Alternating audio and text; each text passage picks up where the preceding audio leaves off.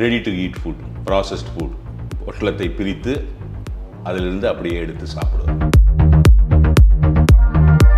நாம் நம்மளுடைய உணவின் தரத்தை இழந்து விட்டோம். ஏனென்றால் ரசாயன உரங்கள், அந்த ரசாயன உரங்களினால் வெள்ளாட்டு இறைச்சி அதிகமானது. மற்ற ஆடுகளும், மற்ற ஷீப் என்று அழைப்பார்கள், கோட் என்று அழைப்பார்கள்.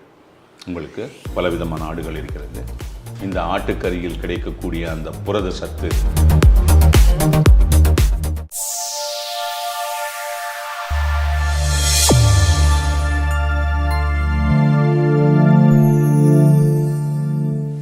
Welcome to doctor சி.கே. Nandagopalan YouTube channel. கடந்த சில வாரங்களாக பாலியல் ரீதியான தகவல்களை பற்றி வித்தியாசமான நிறைய டாபிக்ஸ் நம்ம பேசிகிட்டு இருக்கோம். Psychologically, medically. போன வாரம் பார்த்திங்கன்னா, போன எபிசோடில் அஸ்ட்ராலஜி ரிலேட்டடாகவும் நம்ம பேசினோம். அதில் சார் உணவு பாலியல் உணவுக்கும் நிறைய கனெக்ஷன் இருக்குது அப்படின்னு சொல்லியிருந்தாரு. ஸோ அதை பற்றி இந்த எபிசோடில் நம்ம தொடர்ந்து பேசலாம். வணக்கம் டாக்டர். வணக்கம். போன எபிசோடில் நீங்கள் உணவுக்கும் பாலின உணர்வுக்கும் நிறைய கனெக்ஷன் இருக்குன்னு சொல்லியிருந்தீங்க. இப்போ கிடைக்கக்கூடிய உணவு வகைகள் அதை கம்மி பண்ணியிருக்கு அப்படின்னு சொல்லியிருக்காங்க. அப்போது இப்போ கிடைக்கக்கூடிய உணவுகளில் எந்த மாதிரியான உணவுகள் பாலின உணர்வை தூண்டுற வகையில் இருக்கும்? வேளாண் துறை, அக்ரிகல்ச்சரல் சினாரியோ முற்றிலுமாக மாற்றி அமைக்கப்பட்டு விட்டது.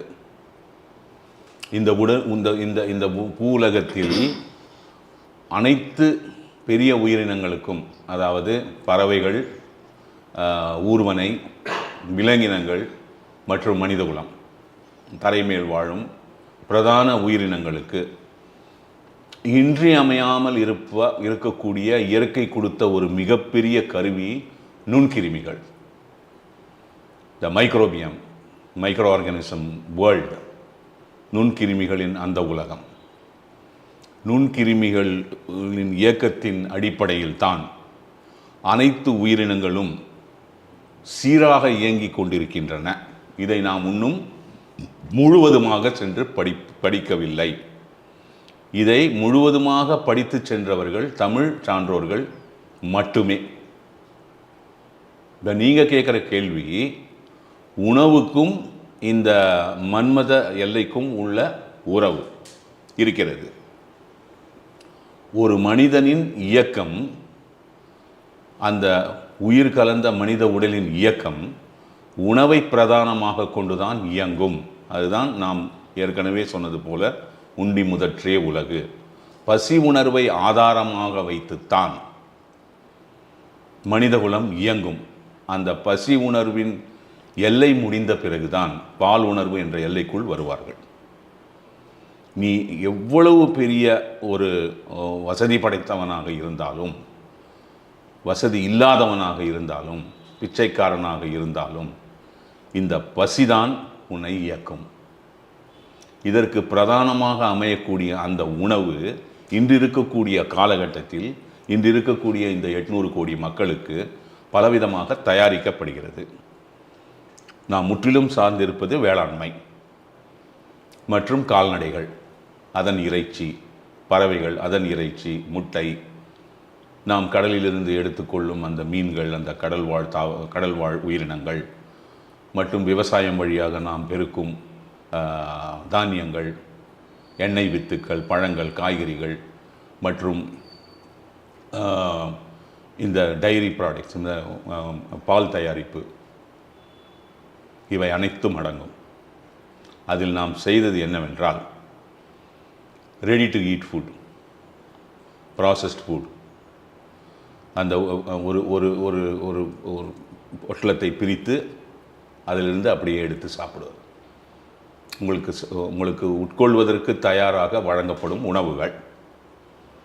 உணவு என்பது மிகச்சிறந்த ஒரு இயற்கையின் படைப்பு மனிதனுக்கு. அதை எப்படி வடிவமைத்து நீ உட்கொள்ள வேண்டும், அப்பொழுதுதான் நீ உன்னுடைய மன ரீதியான மற்றும் உடல் ரீதியான ஆரோக்கியத்தை கட்டி காக்க முடியும் என்பதுதான் சமையல் கலையின் கோட்பாடு. ஆனால் அதை விட்டு நாம் அதிக தூரம் விலகி வந்துவிட்டோம். இந்த ஒரு கடந்த 100 ஆண்டுகளில் தான் நாம் அதை விட்டு மிக அதிகமாக விலகி வந்துவிட்டோம். அதனால் ஏற்படக்கூடிய விளைவுகளை நாம் ஏற்கனவே சந்திக்க ஆரம்பித்து விட்டோம். இன்றைக்கு மனிதனிடத்தில் ஆரோக்கியம் மிக குறைவாக இருக்கிறது. இளம் வயதிலேயே இருதயம் சம்பந்தப்பட்ட நோய்கள், இந்த டயபெட்டிஸ் என்று அழைக்கக்கூடிய நீரிழிவு சம்பந்தப்பட்ட நோய்கள், இந்த இரத்த அழுத்தத்தின் மாறுபாடுகள் மற்றும் தோல் ரீதியான எண்ணற்ற வியாதிகள் போன்று எக்கச்சக்கமான இந்த ஆரோக்கியத்தை குலைக்கக்கூடிய வழிமுறைகளுக்கு நாம் ஆளாகிவிட்டோம். இன்னைக்கு நீங்கள் சற்றே உற்று நோக்கினீர்களானால் கிரந்தி என்று அழைக்கக்கூடிய இந்த சொரியாசிஸ் மிக அதிகமாக இருக்கிறது. இந்த மாதிரி ஒரு தோல்வியாதிக்குள், எந்த ஒரு தோல்வியாதிக்குள் ஒரு மனுஷன் வருவானேயானால், ஆணாக இருந்தாலும் பெண்ணாக இருந்தாலும், அங்கே மன்மத உறவு அடிபட்டுவிடும். இதை நீங்கள் புரிந்து கொள்ளலாம். உங்களுக்கு அனைவருக்கும் புரியும் என்று நான் நினைக்கிறேன். ஸ்கேலிங் அதெல்லாம் தோலெல்லாம் உதிர ஆரம்பிச்சிச்சுன்னா மன்மதம் முடிந்து விட்டது உங்களுக்கு. அதனால் நாம் நம்மளுடைய உணவின் தரத்தை இழந்து விட்டோம். ஏனென்றால் அந்த ரசாயன உரங்களினால் தாவரங்கள் தங்களுடைய வீரியத்தை இழந்து விட்டன. அதனால் பூச்சிகள் அதிகமாக தாக்குவதனால் எண்ணற்ற விஷத்தன்மை வாய்ந்த பூச்சி மருந்துகளை பயன்படுத்தி நம் விவசாய பயிர்களை காப்பதற்கு முயற்சிக்கிறோம். அதிலிருந்து வரக்கூடிய அந்த விளைச்சல் நமக்கு நல்ல ஒரு உணவாக அமைவதில்லை. பழங்களை பொறுத்தவரை இன்றைக்கு வியாபார சந்தையில் வரக்கூடிய பழங்கள் அனைத்தும் ரசாயன பூச்சி பண்ணப்பட்டு தான் வருகிறது. ஏனென்றால் அது நீண்ட காலம் அந்த ஷெல்ஃப் லைஃப் என்று அழைக்கக்கூடிய அதனுடைய ஆயுளை நீட்டுவதற்காக கெமிக்கல் ஸ்ப்ரே, அது இல்லாமல் எதுவுமே வருவதில்லை. இன்றைக்கு இருக்கக்கூடிய நிலையில் பழங்களை நீங்கள் சாப்பிட முயற்சிப்பீர்கள், அது நல்ல உணவென்று உங்களுக்கு நீங்களே சூன்யம் வைத்துக் கொள்கிறீர்கள் என்ற நிலைக்கு நாம் தள்ளப்பட்டு விட்டோம். இவை அனைத்தும் நம் உடல் ஆரோக்கியத்தையும் மன ஆரோக்கியத்தையும் மிகப்பெரிய அளவில் தாக்கும் பொழுது நம்மளுடைய அந்த மன்மத வீரியம் எண்ணற்றவர்களிடையே குறைந்து விட்டது. இது ஒரு பக்கம். இந்த மன்மதத்தை ஊக்குவிக்கக்கூடிய உணவுகள் எது என்று நீங்கள் பார்த்தீர்களானால், அதாவது நான் எந்த உணவை உட்கொண்டால் என்னுடைய மன்மத வீரியம் நன்றாக இருக்கும், இது ஆணுக்கும் பெண்ணுக்கும் சமம் என்று நீங்கள் பார்த்தீர்களேயானால், இதற்கு முக்கியமாக தேவைப்படுவது கந்தகம், துத்தநாகம், சல்ஃபர் அண்ட் ஜிங்க். இந்த 2 பொருட்கள் தான் உங்கள் மன்மதத்தை ஊக்குவிக்கக்கூடிய 2 பிரதான பொருட்களாக அமைகிறது. அதில் உங்களுக்கு எதில் கிடைக்கும் என்றால் அந்த சின்ன வெங்காயம், சாம்பார் வெங்காயம் அதில் இருக்கு. இந்திய துணைக்கண்டத்தில் நீங்கள் எடுத்துக்கொண்டீர்களானால் இந்த துத்தநாகம் என்று அழைக்கக்கூடிய அந்த ஜிங்க் உணவு வழியாக கிடைக்கும் பொழுது அதுதான் நம்முடைய சிறுகுடலில் சென்று மிக அற்புதமான சில வேலைகளை செய்வதனால் நமக்கு இந்த புற்றுநோய் என்று அழைக்கக்கூடிய அந்த இது குறைவாக இருக்கிறது மற்ற வளர்ந்த நாடுகளை ஒப்பிடும் பொழுது. இதற்கு காரணம் இந்திய துணைக்கண்டத்தில் இருப்பவர்கள் நாம் 140, 135, 140 கோடி மக்கள் அனைவரும் நம் சமையல் செய்து சாப்பிடும் உணவில் வெங்காயத்தை மிக அதிகமாக சேர்த்துக்கொள்கிறோம். இப்பொழுது இந்த மன்மத வீரியத்தை கொடுக்கக்கூடிய அந்த உணவு வகைகளில் ஒன்று அந்த பெரிய வெங்காயம் கிடையாது. அதில் கந்தகமும் இந்த துத்தநாகமும் மிக குறைவாக இருக்கிறது. இந்த சாம்பார் வெங்காயம் அழைக்கக்கூடிய இந்த சின்ன வெங்காயத்தில் நிறைய. இதை எப்படி நீங்கள் சாப்பிட வேண்டும், அதற்கும் உங்களுக்கு நான் வழி சொல்லித் தருகிறேன். தினந்தோறும் மதிய உணவு நீங்கள் உட்கொள்ளும் பொழுது ஒரு 8 to 10 சின்ன வெங்காயத்தை தோல் உரித்து அதை 2ஆக அரிந்து சிறிதளவு எலுமிச்சம்பழம் புழிந்து இதை நீங்கள் பச்சையாக சாப்பிடலாம். இது ஒன்று.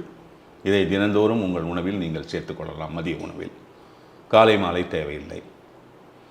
அடுத்தது இந்த மன்மதத்திற்கு அதிகபட்சமான ஒரு ஊக்கியாக நம் உணவில் அமைவது புரத சத்து.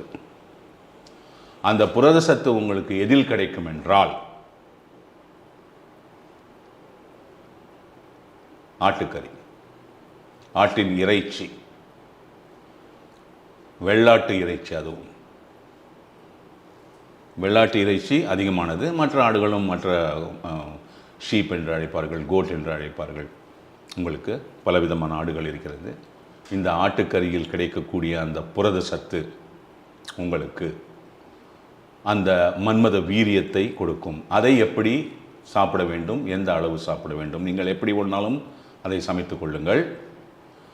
ஒரு நாளைக்கு ஒரு ஆணாக இருந்தாலும் பெண்ணாக இருந்தாலும் 150 கிராம் லேம் ஆட்டுக்கறி சாப்பிடுவீர்களானால் தொடர்ந்து சாப்பிட்டு வர வேண்டும். இங்கே நாள் கிழமை கிடையாது, ஒரு நாளும் சாப்பிட்டு கொண்டு வர வேண்டும்.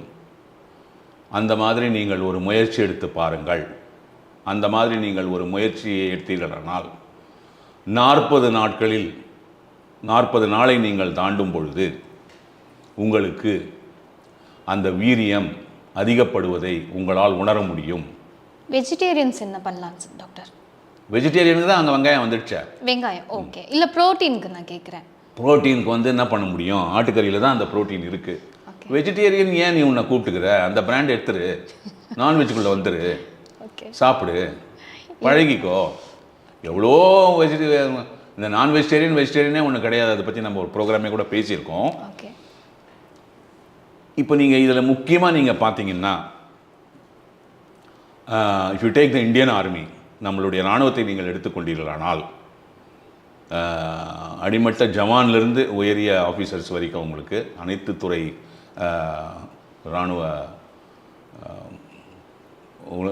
இராணுவத்தில் வேலை செய்கிறவங்களுக்கு எல்லாருக்கும் உங்களுக்கு நைட்டு டின்னர் கொடுக்கும்போது, இந்த இரவு உணவு கொடுக்கும்போது ஒரு பிளேட்டில் 150 கிராம் மட்டன் இருக்கும்.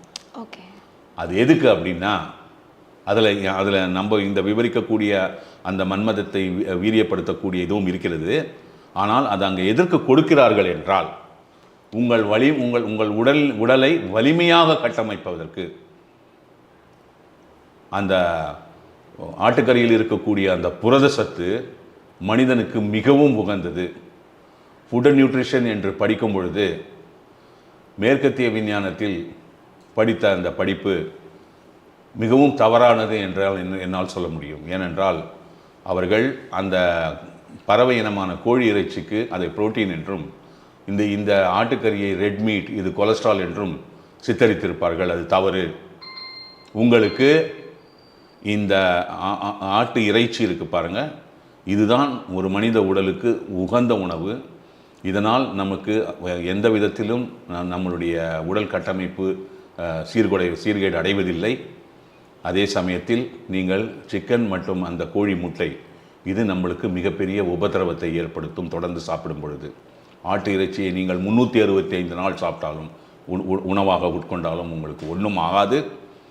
நீங்கள் 150 கிராம் இந்த ஆட்டுக்கறியிலால் கிடைக்கும் அந்த புரதசத்தை நீங்கள் உட்கொண்டு வருவீர்களே, ஆனால் அதிலிருந்து கிடைக்கக்கூடிய உங்கள் புரதசத்து உங்கள் மன்மதத்தை வீரியப்படுத்தும் என்பதில் எந்த சந்தேகமும் இல்லை. முயற்சித்து பாருங்கள். வணக்கம். Thank you doctor. ப்ரோட்டீன்னாலே வந்து எக்கு சாப்பிட்டுட்டு இருப்பாங்க, அதுதான் நானும் கேள்விப்பட்டிருக்கேன். இப்போ வந்து எக்கை விட அது வந்து அவ்வளோ நல்லது கிடையாது, ஆட்டுக்கறி தான் வந்து நல்லதுன்னு சொல்லியிருக்கீங்க. இந்த மாதிரி பாலியல் ரீதியான பாலியல் உணர்வு சார்ந்த நிறைய விஷயங்கள் நம்மளுக்கு புதுமையாக நம்மளுக்கு தெரியாத பல தகவல்களை வந்து டாக்டர் சொல்லிட்டு இருக்காரு. தொடர்ந்து இதை பற்றி பேசலாம். எங்களோட வீடியோஸை நீங்கள் மிஸ் பண்ணாமல் பார்க்குறதுக்கு எங்களோட சேனலை சப்ஸ்கிரைப் பண்ணுங்கள். உங்களோட கருத்துக்களை கமெண்ட் பண்ணுங்கள். எங்களோட சேனலை லைக் பண்ணி உங்களோட ஃப்ரெண்ட்ஸுக்கும் ஷேர் பண்ணுங்கள். நன்றி, வணக்கம்.